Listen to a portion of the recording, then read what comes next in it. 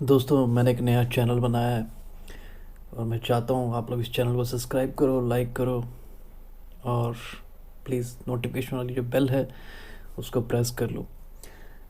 क्योंकि ये जो मैं आपको कहानी सुना रहा हूँ ये मैंने खुद करीब से इसको देखा है, तो मैं आपसे ये कहानी शेयर कर रहा हूँ। ये बात है 25 जून 2025 की बात है। दिन गुजरात के बनासकांठा जिला दातिया गांव में रह रहे सेंधा भाई पटेल के लिए बहुत ही दुखदाई था। वे अपने हाथों से अपने 18 साल की बेटी चंद्रिका की चिता को आग लगाकर आया था। ऐसा मातम का माहौल में शामिल होना आए पड़ोसी रिश्तेदार और गांव वाले ने जब चंद्रिका की मौत की वजह जानना चाहा तो सेंधा भाई ने बताया कि उनकी बेटी की मृत्यु हार्ट अटैक से हुई है। इस मौत का दर्द पूरे देश का जो अपना नीट की जो परीक्षा का रिज़ल्ट के बीच और बड़ा, क्योंकि 11 दिन पहले ही चंद्रिका ने अपने कैरियर की नींव रखी थी।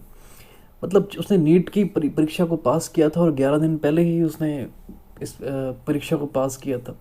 चंद्रिका ने अपने की पूरी मतलब कैरियर की स्टार्टिंग थी यहाँ से। पढ़ाई लिखाई में होनहार चंद्रिका का 14 जून 2025 को नीट परीक्षा का रिजल्ट आया था, जिसमें उसने 478 स्कोर किया था, जो उसके पिछले साल के 380 के स्कोर से कहीं बेहतर था। उसने पहले भी एग्ज़ाम दिया था, उसमें उसके 380 स्कोर आए थे। चंद्रिका अपने इस परिणाम से काफ़ी खुश थी, क्योंकि उसे विश्वास था कि इस कोर्स से उसे कॉलेज में एडमिशन मिल जाएगा जिसे वे डॉक्टर बनने के अपने सपने को पूरा कर पाएगी। लेकिन ज़िंदगी के इम्तिहान में मौत कब उसके सपनों के साथ उसकी ज़िंदगी को कुचल कर चली जाएगी, इसका अंदाज़ा किसी को नहीं था। यह देखना में जहाँ तक नेचुरल ट्रेजिडी लग रही थी, जहाँ एक मौत हुई, सपना चकनाचूर हुए और माता पिता से उनकी औलाद छीन ली गई, वही चंद्रिका की मौत के सिर्फ 42 दिन के बाद यानी 6 अगस्त 2025 को एक सरकारी दफ्तर में दाखिल किया गया एक कागज ने इस पूरी कहानी को पलट कर रख दिया। उस कागज ने दिखाया कि कैसे सनक, अंधा जनून और हक जताने की सोच के जहरीले कीड़े जब किसी के दिमाग में घर बना लेते हैं तो वह अपने कोई दुश्मन समझ बैठता है और उनकी खुशियों के साथ उनकी सांसें तक छीन लेता है। 18 साल की चंद्रिका और 23 साल का हरेश, दोनों के बीच रिलेशनशिप बस स्टॉप पर हुई एक मुलाकात से शुरू हुई। दोनों ने एक दूसरे से अपने मोबाइल नंबर एक्सचेंज कर लिए। इसके बाद से ही दोनों एक दूसरे से कभी मैसेज तो कभी कॉल पर ढेर सारी बातें करने लगे और यही बातें फिर मुलाकात और मुलाकात से प्यार में तब्दील हो गई। इस रिलेशनशिप्स में हरेश ने अपने अतीत को चंद्रिका से छुपाया नहीं। उसने शुरुआत में ही चंद्रिका को बता दिया कि वह शादीशुदा है और उसका एक बच्चा भी है। लेकिन रिलेशन बिगड़ने के चलते अब वह अपनी पत्नी के साथ नहीं रहता और न ही उसका अपनी पत्नी से कोई संबंध है, कोई मतलब फ़ोन कॉल नहीं, कोई संबंध नहीं, कुछ भी नहीं उसकी पहली पत्नी के साथ, ऐसा उसने चंद्रिका को बताया। हरेश की सच्चाई से चंद्रिका ने सिर्फ उससे और प्यार करने लगी, बल्कि उस पर विश्वास भी करने लगी थी। गुजरते बिल्कुल मतलब टाइम गुजरता रहा। वक्त के साथ दोनों इस गहराते प्यार के बीच ज़िंदगी भर साथ निभाने के वादे भी कर बैठे। दोनों साथ में घूमने फिरने भी लगे। लाइफ के इस फेज़ में चंद्रिका बहुत खुश थी। वह दिन भर नीट एग्ज़ाम की तैयारी करती और शाम को फ्री टाइम में हरेश के साथ वक्त बिताती। जहाँ सब कुछ सही चल रहा था वहीं 3 महीने के बाद क्या लिखा, एक दावा मतलब एक दावे ने चंद्रिका की ज़िंदगी की किताबों के पन्ने को उसकी ज़िंदगी के आखिरी पन्नों में तब्दील कर दिया। परेशान हालत में चंद्रिका का परिवार गुजरात के पुलिस स्टेशन जाता और रोता हुआ बताता कि उनकी बेटी चंद्रिका मिल नहीं रही है। खुद को संभालते हुए चंद्रिका के पिता सेंधा भाई बताते हैं कि उसके फादर का नाम सेंधा है, उनको सेंधा भाई भी बोलते हैं गुजरात में ना, किसके नाम के पीछे भाई लगाते हैं। चंद्रिका 1 महीने पहले नीट एग्ज़ाम देने आई थी, मतलब उसके फादर पुलिस स्टेशन में बता रहे हैं, नीट एग्ज़ाम देने आई थी और तब से वह अपने घर पर ही रुकी थी। कल यानी 4 जून 2025 को वो घर के काम से बाहर तो गई थी, पर तब से वापस नहीं लौटी, मतलब 4 जून 2025 से वापस नहीं लौटी। चंद्रिका का फ़ोन भी नहीं लग रहा है और दोस्तों नाते जितने दोस्त थे रिश्तेदार को चंद्रिका की कोई खबर नहीं है किसी के पास, मतलब किसी दोस्त के पास नहीं गई, किसी रिश्तेदार के पास नहीं गई।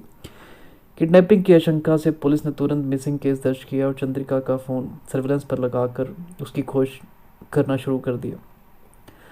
पुलिस की पूर्ति का उन्हें फ़ायदा भी, मतलब जो पुलिस वाले कर रहे हैं उसका कोई फ़ायदा, उन्हें कोई फ़ायदा भी नहीं मिला। किसी और ने उनको बताया, मतलब 6 जून 2025 को चंद्रिका के फ़ोन के बारे में किसी ने बताया कि उसका फ़ोन किसी के पास है। ऐसा किसी फ्रेंड ने उसको उसके फैमिली वालों को बताया कि मैंने उसकी चंद्रिका के नंबर पे फ़ोन किया था और उसका फ़ोन किसी, मतलब किसी फ्रेंड के घर पे मिला है, ऐसा उसने उसके घर वालों को किसने बताया। तो 6 जून 2025 को चंद्रिका के फ़ोन की लोकेशन भी गुजरात के अहमदाबाद में दिखने लगी, मतलब कोई दोस्त था जो अहमदाबाद उसकी लोकेशन दिख रही थी। लेकिन जब तक पुलिस की टीम वहाँ पहुँची तब तक चंद्रिका का फ़ोन अलग अलग लोकेशन से मूवमेंट करता रहा। तो मतलब किसी ने दोस्त ने बताया कि मेरे घर पे, बट उसके बाद अचानक उसका फ़ोन, पता नहीं है ये कैसी मतलब अपना बात है कि उसका फ़ोन उसके बाद उसके घर से निकल गया और अलग अलग जगह मूवमेंट कर रहा है। यह मूवमेंट उदयपुर पर ही नहीं रुकी, बल्कि उदयपुर से उज्जैन, उज्जैन से ग्वालियर, ग्वालियर से जयपुर और फिर 10 जून को राजस्थान के बालासर में दिखने लगी।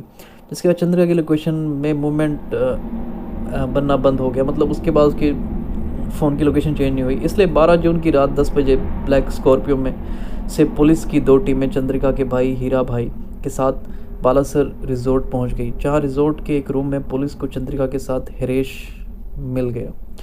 अपनी बहन को एक लड़के के साथ देख हीरा गुस्से में भड़क उठा।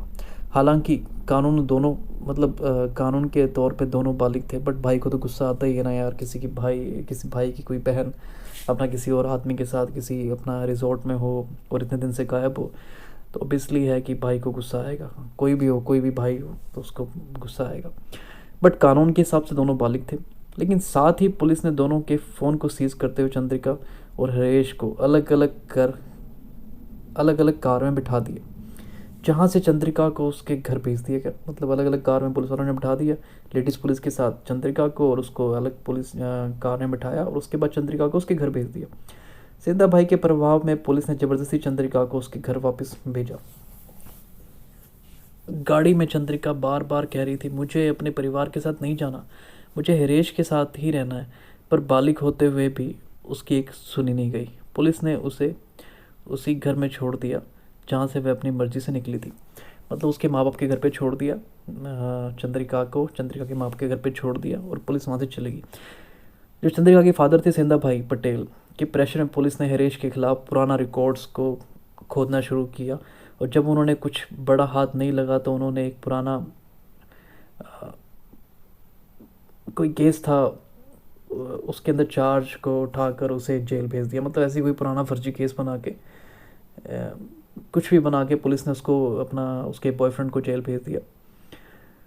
सी पुलिस को ये केस क्लोज करने सी पुलिस को ये केस क्लोज करने के लिए इसलिए 13 जून 2025 को पुलिस चंद्रिका को स्टेटमेंट रिकॉर्ड, जो चंद्रिका का और उसके अपना बॉयफ्रेंड का केस चल रहा था पुलिस के पास, जो उसके फादर ने कंप्लीट की थी, 13 जून 2025 को पुलिस चंद्रिका को स्टेटमेंट रिकॉर्ड करने के लिए स्टेशन बुलाती है। चंद्रिका को उसको बुलाती है स्टेशन की, भैया ये जो अपनी स्टेटमेंट तुम्हारे फादर ने किडनैपिंग की दी है उसको क्लोज करने के लिए, भैया हाँ आ जाओ। लेकिन चंद्रिका एक ही बात बार बार कहती है कि उसे हरेश के साथ ही रहना है। पर पुलिस चंद्रिका की मदद करने की बजाय सिंधा भाई पटेल के साथ मिलकर चंद्रिका पर ही दबाव बनाने लगती है और कहती है अगर उसने अपने स्टेटमेंट नहीं बदला तो उसकी जिद का खामियाजा हरेश भुगतना। मतलब पुलिस वाले इसको ब्लैकमेल और धमकी दे रहे हैं कि अगर तूने अपना फैसला नहीं बदला, अगर तू अपने फादर के घर पे नहीं रही, अगर तूने अपनी जिद नहीं बदली कि मैंने अपने बॉयफ्रेंड के साथ रहना है, तो इसका खामियाजा जो तेरा बॉयफ्रेंड है जिससे तू प्यार करती है वही भुगतेगा।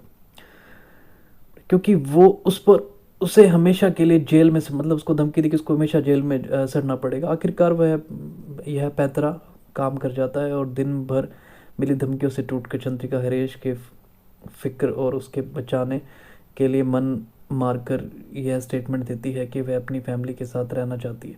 इस स्टेटमेंट को रिकॉर्ड कर पुलिस ने केस को क्लोज कर दिया। अगले दिन 14 जून 2025 को चंद्रिका का नीट का रिज़ल्ट आया, जिसमें उसने अच्छा स्कोर किया था और उसे यकीन था कि उसको कोई ना कोई कॉलेज मिल जाएगा। पर जिस सफलता पर एक पिता को गर्व होना चाहिए था, वहाँ पर तो वह इसी अपनी बेटी की आज़ादी का रास्ता मान रहा था और उसे डर था कि इस बार चलकर वह उसकी इज्जत को मिट्टी में मिला देगी।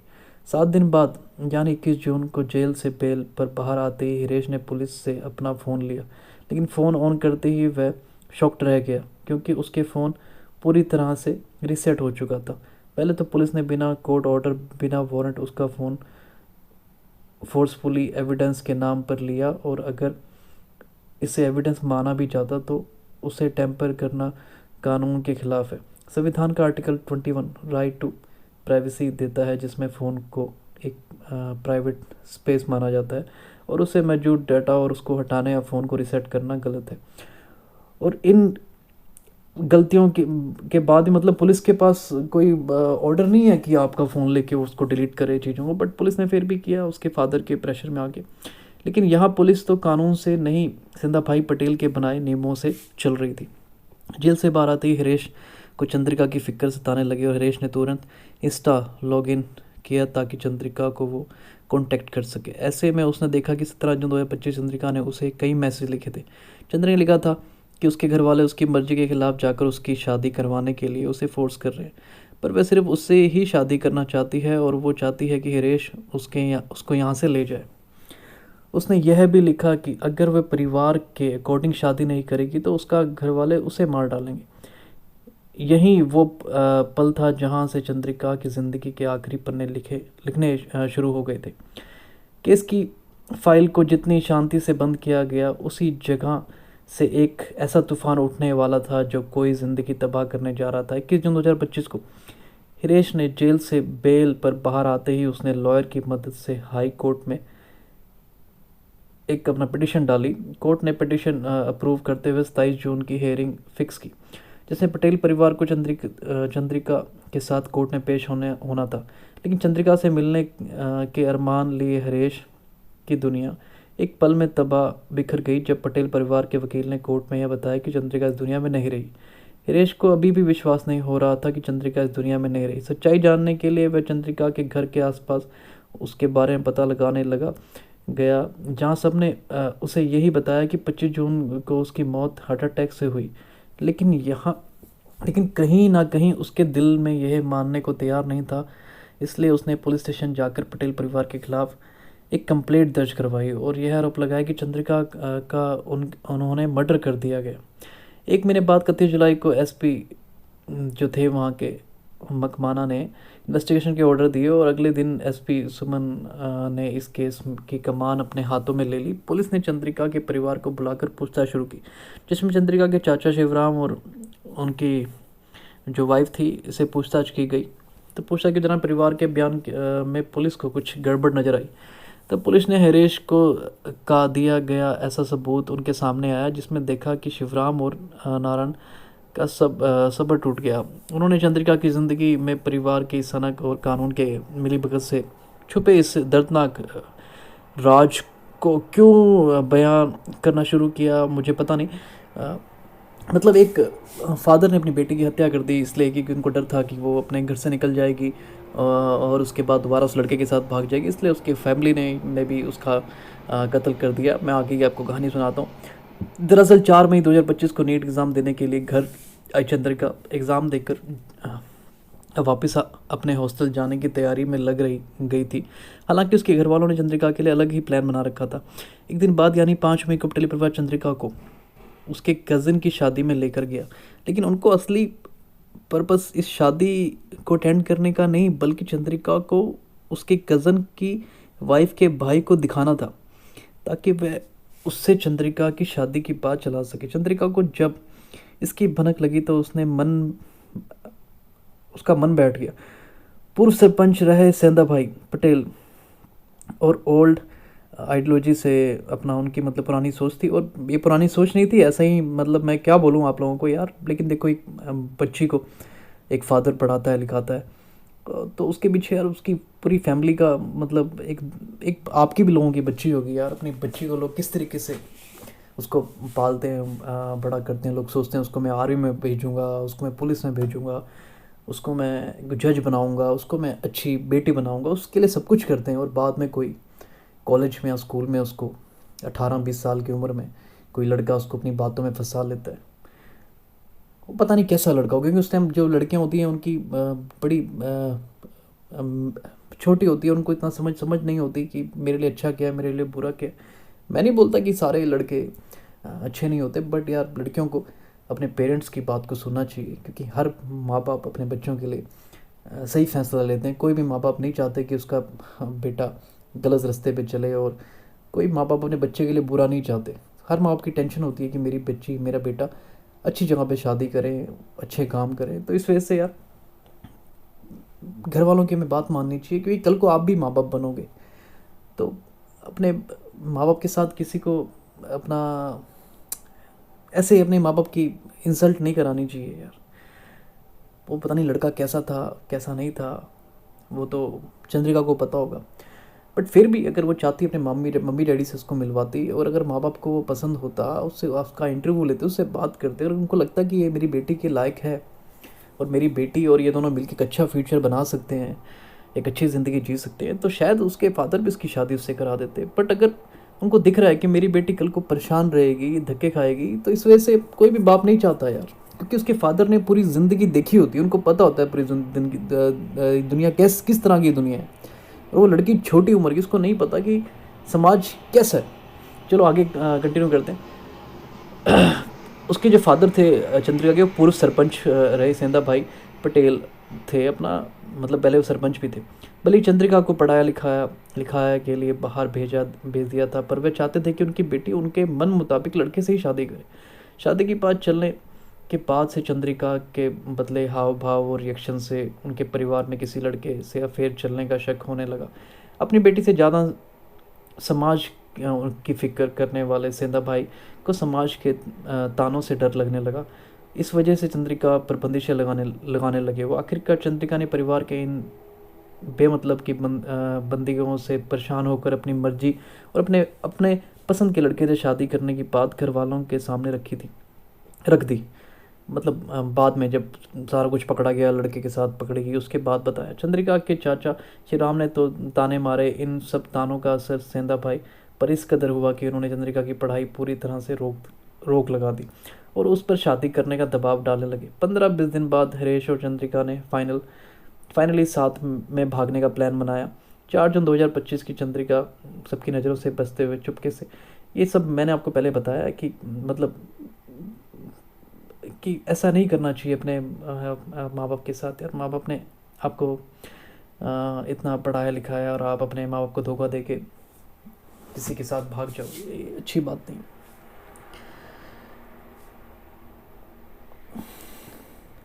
जब पुलिस ने ये मैसेज चंद्रिका के चाचा शिवराम और उनके जो कंजन नारायण को दिखाया, तो उन्होंने 24 जून की रात को सन्नाटे में छुपे एक डरावने राज का पर्दाफाश करना शुरू किया। 24 जून 2025 को पुलिस सेंधा भाई पटेल के हेबियस कॉर्पस पिटिशन की नोटिस देने आई थी, जिसमें उसने अपनी बेटी चंद्रिका को 3 दिन बाद यानी 27 जून को कोर्ट में पेश करना था। इस बात से वकीफ होते ही सेंधा भाई को डर लगने लगा। उसने शिवराम के साथ मिलकर ये फैसला किया कि आज वो चंद्रिका की आखिरी बार समझाएगा, अगर वो नहीं मानी तो उसे जान से मार डालेगा। शिवराम ने इस प्लान में अपने बेटे नारायण को भी शामिल किया।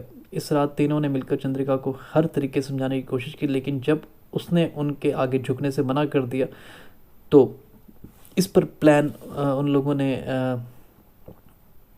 उसको छुपा कर दूध में मिलाकर जहर दे दिया। दवाई के असर चलती चंद्रिका अपने कमरे में जाकर सो गई। सुबह 4 बजे तीनों ने स्टोर रूम में जाकर शोर मचाया और बाकी परिवार के सामने ड्रामा रचा कि चंद्रिका उन्हें वहाँ से मरी हुई मिली। फिर इज्जत का हवाला देते हुए सब ने फैसला लिया कि असली बात कभी सामने नहीं आनी चाहिए, इसलिए सभी ने एक सुर में यही बात चंद्रिका की मौत हार्ट अटैक से हुई ताकि उसे पोस्टमार्टम ना हो और उनका राज छुपा रहे। इस वजह ने ना तो पालमपुर में पढ़ रहे उसके छोटे भाई को खबर थी, उसका छोटा भाई भी था, उसको भी कोई खबर नहीं थी। बस सुबह 6 बजे ही जल्दी उसका संस्कार कर दिया गया। सुबह 6 बजे ही उसका जल्दी संस्कार कर उसका अंतिम संस्कार कर दिया। क्राइम को को कवर अप करने के लिए सिंधा भाई ने अपने कनेक्शन का यूज़ करते हुए फेक डेथ सर्टिफिकेट बना लिया, जिसमें cause of death heart attack लिखवा दिया गया। पुलिस को दिए इन कन्फेक्शन में के बाद पुलिस ने शिवराम और नारायण को तो अरेस्ट कर लिया, पर तब तक पकड़े जाने के डर से सिंधा भाई फरार हो गए, उसके फादर फरार हो गए। चंद्रिका की मौत के पीछे सिर्फ उसकी फैमिली नहीं बल्कि पुलिस भी उतनी ही जिम्मेदार थी। चंद्रिका जिस पुलिस से इंसाफ की उम्मीद लगाए अपनी बात कहती रही, उसी पुलिस ने उसे मौत के कुएं में धकेल दिया। उसके पास एक लीव एन एग्रीमेंट था जो क्लियरली दिखता था कि दोनों अपनी मर्जी के साथ रह रहे हैं, पर पुलिस ने उस डॉक्यूमेंट को सिर्फ कागज का टुकड़ा समझा, उसका अधिकार को कुचल दिया। पुलिस का फर्ज था चंद्रिका और प्रोटेक्ट करने के लिए उन्होंने उसी परिवार के हवाले कर दिया। अंजाम एक लड़की, उसके सपने, उसकी पूरी ज़िंदगी सिर्फ इसलिए मिट्टी में मिला दी गई क्योंकि कानून, परिवार के प्रेशर और पितासत्ता के बोझ तले झुक गए। अक्सर माँ बाप सोचते हैं कि बच्चों की बंदिशों में रख कर उन्हें अपने मन मुताबिक ढाल देना ही यही परवरिश है ताकि समाज में उनका नाम रोशन हो, लेकिन असली इज्जत बच्चों की खुशी और उनके जीने के अधिकार को दबा कर नहीं मिलती। बच्चों पर अक्सर इसके सबसे बड़े बोझ डाल दिया गया है ताकि उनकी ज़िंदगी के फैसले भी समाज और परिवार तय करे, और इसी सोच से ऑनर किलिंग जैसे पाप जन्म लेते हैं। तो ये जो मैंने ये कहानी आपको सुनाई है, ये कहानी मैंने अपना जो केस में लिखी है, मैंने वो कहानी आपके सामने पढ़ी है। तो लेकिन मेरा ये मानना है यार, देखो कि एक फादर ने पूरी ज़िंदगी अपना नाम बनाने के लिए पता नहीं कितने अच्छे काम किए होंगे, क्या क्या किया वो उसने। तो उसने पूरी ज़िंदगी में कोई गलत काम नहीं किया उसके फादर ने, बट उसकी गलती क्या हो गई कि अपने बच्चों को सही तरीके से नहीं समझा पाया कि क्या सही है क्या गलत है। मतलब एक इस बात के दो चेहरे हैं। एक तरफ एक आदमी, कुछ लोग ये बोल रहे हैं कि यार उस लड़की का हक था कि वो जिस मर्ज़ी से शादी करे, जो मर्ज़ी करे, पुलिस को उसे प्रोटेक्ट करना चाहिए था, पुलिस को उसको फैमिली को नहीं सौंपना चाहिए था। अगर वो फैमिली के पास नहीं जाती तो उसके फादर उसको कत्ल नहीं कर पाते।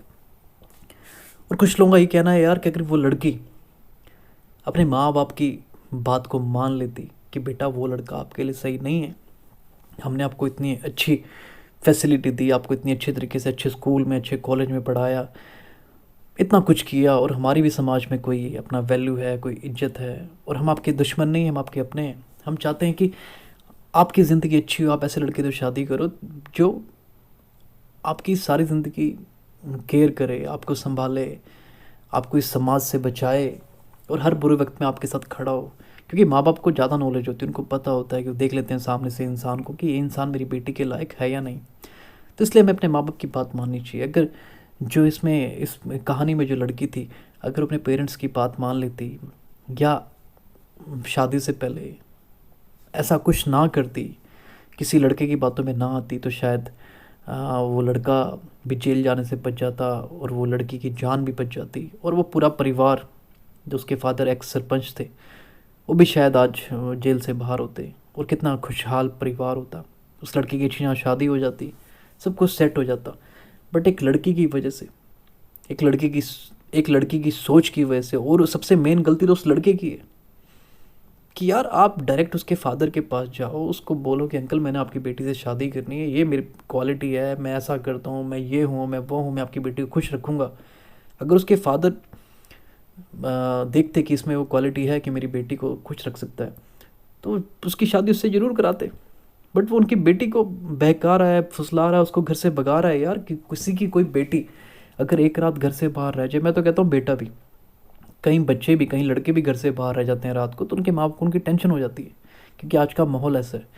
तो अगर बेटी आपकी रात को घर नहीं आई तो आपकी समाज में, क्योंकि इंडिया का कल्चर ऐसा है कि अगर वो रात को घर नहीं आई तो उसके ऊपर लोग इल्ज़ाम लगाने लग जाते हैं, क्योंकि हमारे इंडिया का कल्चर ऐसा है। और मैं इसको सही मानता हूँ, क्योंकि यार देखो इंडिया का माहौल ही ऐसा है कि यार वहाँ लड़के भी सेफ़ नहीं हैं। मतलब लड़के भी रात को अगर घर नहीं आते तो घर वालों को डर रहता है कि कहीं कोई पार्टी शार्टी ना कर रहा हो, किसी क्राइम में ना फंस जाए, किसी प्रॉब्लम में ना फंस जाए, कोई मार ना दे, कोई कुछ छीन ना ले। इसलिए यार अपने रात को में अपने घर जाना चाहिए और अपने घर वालों को धोखा नहीं देना चाहिए।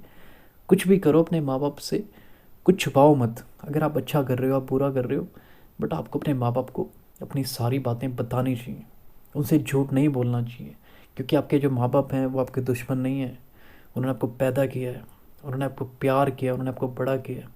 वो चाहते हैं कि आपकी ज़िंदगी बहुत अच्छी हो, क्योंकि वो सब कुछ आपके लिए कर रहे हैं यार। उनका कोई लालच थोड़ी है। अब शादी इसने लड़की ने करनी थी लड़के के साथ, उसके फादर का कोई उनके फादर को कोई प्रॉब्लम नहीं है, बट उनको फिक्र है अपनी बेटी की। उनको कोई दर्द नहीं हो रहा, मतलब कि वो कोई मर नहीं रहे, बट उनको फिक्र है कि मेरी बेटी कहीं गलत रास्ते आदमी के साथ ना फंस जाए, उसकी ज़िंदगी बर्बाद ना हो जाए। इसलिए उसके फादर को फिक्र थी उसकी, इसलिए उसको बचाना चाहते थे वो। बट आज वो जेल में है, उनके साथ उनका बेटा भी जेल में है, उनके साथ उनका उनके फादर का भाई भी जेल में है। पूरी फैमिली बर्बाद हो गई है और अपनी बेटी भी मर गई। और जिस लड़के ने ये काम किया, जिसने उनकी लड़की को फंसाया, बहलाया फुसलाया, जिसने यही हालत की, वो आराम से फ्री घूम रहा है। वो अपना सैड सॉन्ग सुन रहा होगा, या अपना, क्योंकि सब तो उसने ख़त्म कर दिया। उसमें उसकी माँ बाप की, भाई की क्या गलती थी? गलती सारी उस लड़के की थी, और वो लड़का बाहर घूम रहा है और उसकी पूरी फैमिली ख़त्म हो गई। लड़की भी मर गई, फादर भी जेल में है, भाई भी जेल में है, साथ में जो उसका फादर का कज़न भाई था वो भी जेल में है। मतलब पूरी फैमिली बर्बाद हो गई यार। तो इसलिए प्लीज़ अपने माँ बाप की इज्जत करो, रिस्पेक्ट करो, उनकी बात को मानो। प्लीज़ अपने माँ बाप से कुछ मत छुपाओ, ऐसा काम मत करो जिससे आपके माँ बाप की इंसल्ट हो, उनकी नज़रें झुकें। प्लीज़ अगर आपको मेरी कहानी अच्छी लगी होगी, प्लीज़ मेरे चैनल को सब्सक्राइब करो, लाइक करो।